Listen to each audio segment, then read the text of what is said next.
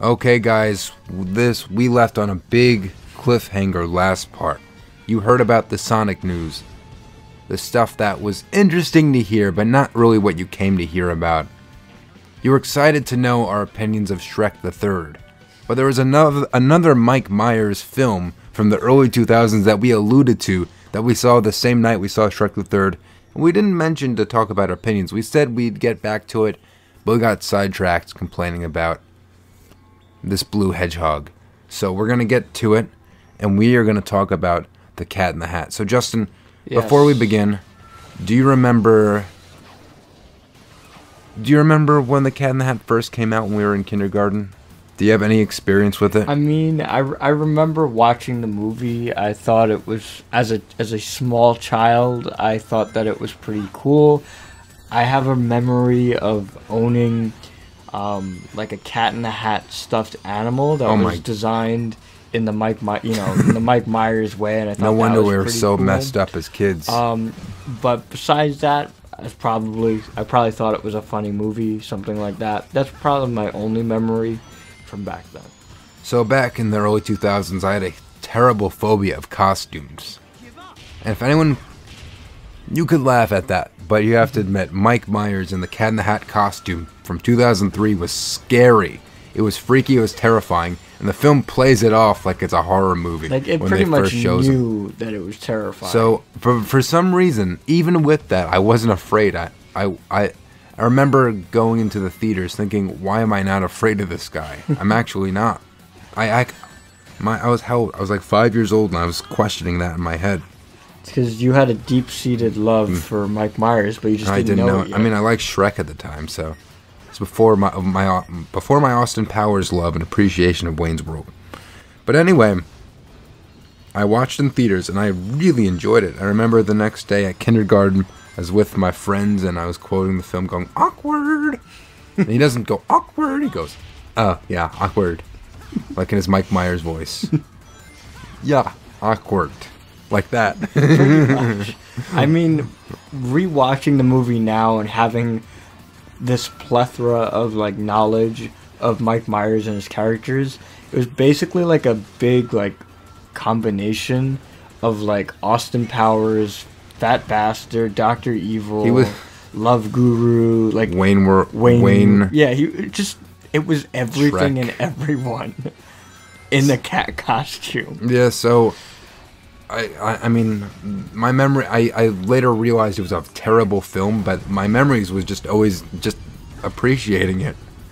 And then I remember back in 2017, I was dating a girl, and as a joke, she would always have the Cat in the Hat DVD everywhere. And she'd go, oh yeah, like that. I wouldn't She's like, oh, it's from the movie. I'm like, okay. Okay. All right, can we make out now? Oh yeah.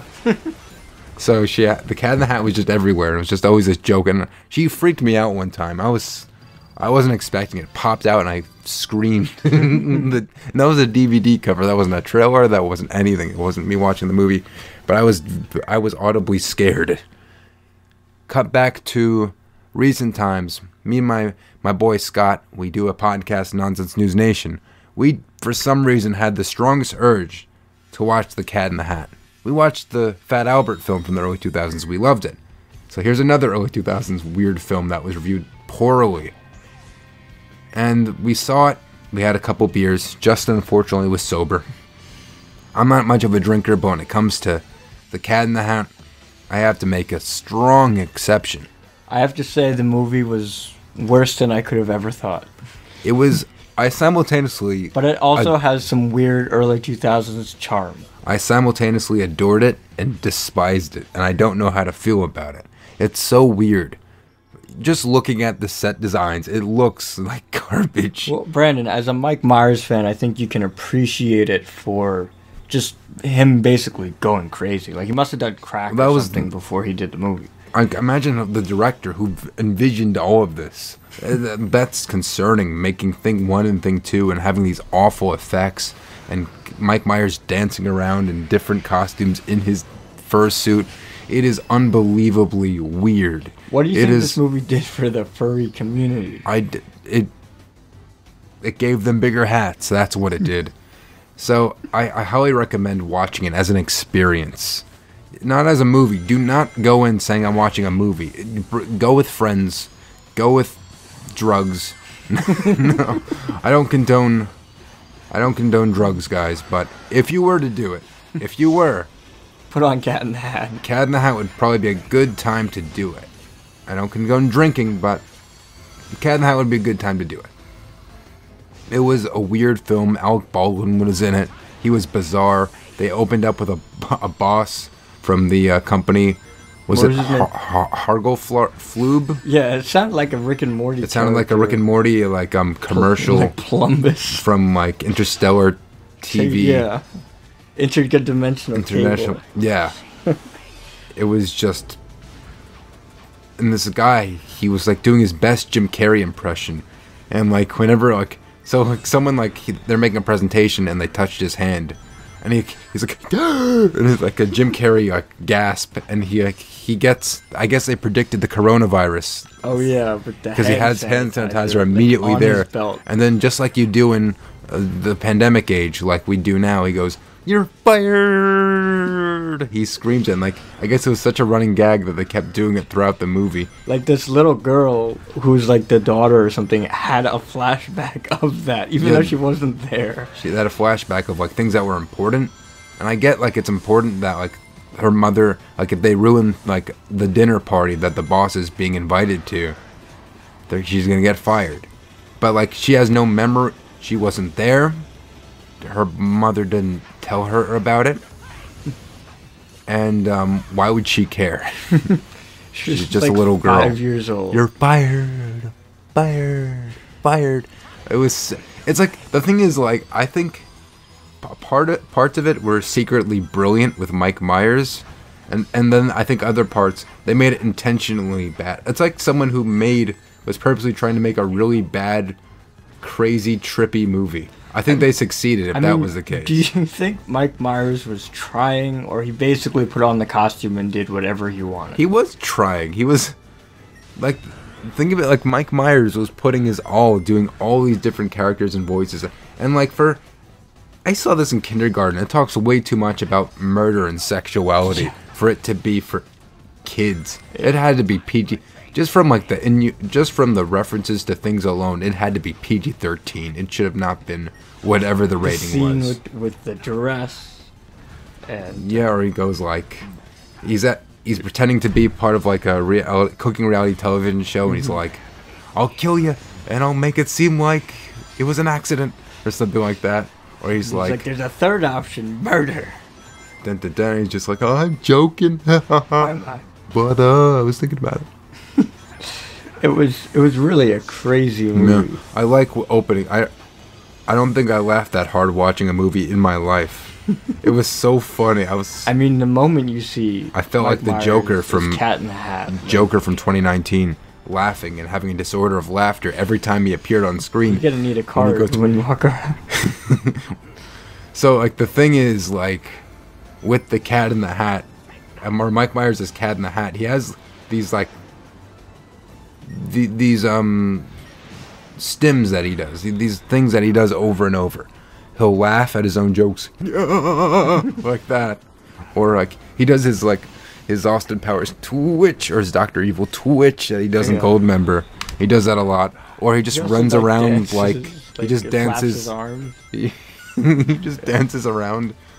He has these things, and like every time he does that, for whatever reason, it doesn't get old. I can't stop but laugh. I feel like the Joker. I feel like I need a card saying I have a medical condition that I laugh too much, because this is just so funny. The movie was basically him just taking like Austin Powers and Dr. Evil like to the extreme. Taking every character he could possibly imitate to the extreme. And I'll give the movie credit. It does not lose steam for a second. It's if it's the worst ADHD had severe ADHD. Not someone with ADHD. ADHD itself having ADHD. And what did you think of Alec Baldwin's performance? He was really getting a paycheck and he didn't care. I feel like he was spiting his agent. He was purposely so over the top and bad.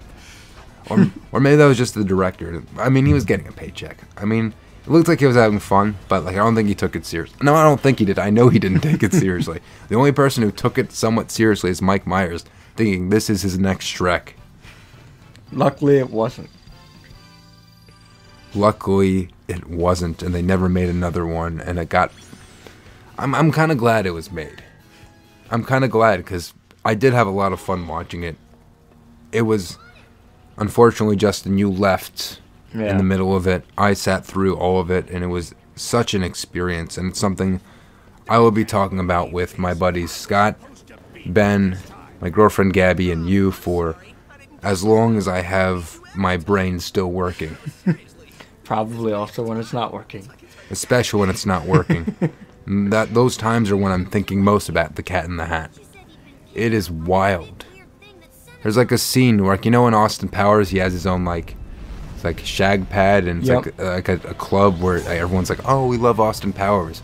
They literally go into like a Cat in the Hat version where everyone's wearing Cat in the Hat hats and they're dancing, and he's like doing his Austin Powers like strut. He literally. I don't know if like they're paying homage or just unintentional, but I think Mike Myers just said, "Let's repurpose the Austin Powers, shag pad," and then they just threw on some hats and they called it a day. They shouldn't call it Mike Myers as Cat in the Hat. They need to call it Cat in the Hat as Mike Myers, and Cat in the Hat needs to get an Oscar for best performance of this character of Mike Myers because he pulls it off. He plays every single thing Mike Myers ever was and ever will be. It is amazing. So that's the Cat in the Hat. Oh, by the way, this was a Sonic commentary. To put my reviews very simply, the Silver Boss fight was probably the best rival boss out of the three. It reminded me of Sonic 06, and it reminded me of that awful boss fight in Sonic 06, but it was a lot of fun. And the other boss fight with Eggman was a lot of fun too. My rating looked pretty fun and pretty innovative. So good job, Sonic Generations. Good job, Sonic Generations, and great job, Mike Myers. Great job, Cat in the Hat. And Dr. Seuss, you need to do better. Take notes from Mike Myers, Dr. Seuss. You racist fool. Anyways. It's been my pleasure to come back. It has been. It's been my pleasure too, Justin. And at this point now, we only have one more gameplay playthrough. I'd like to thank everyone that's been watching. Jason, thank you. Chris, I know you're listening. Thank you, buddy. Thank you to all our wonderful fans who keep coming back for these Sonic Generations playthroughs, and yes. Hopefully there'll be more to come. I don't know when the next one's coming out, but I know that we will be together, Justin, facing this one last time. Yes, we will. So we'll see you guys in the next part. Peace and love. Sayonara, Toodles, and of course, Emer Libertas.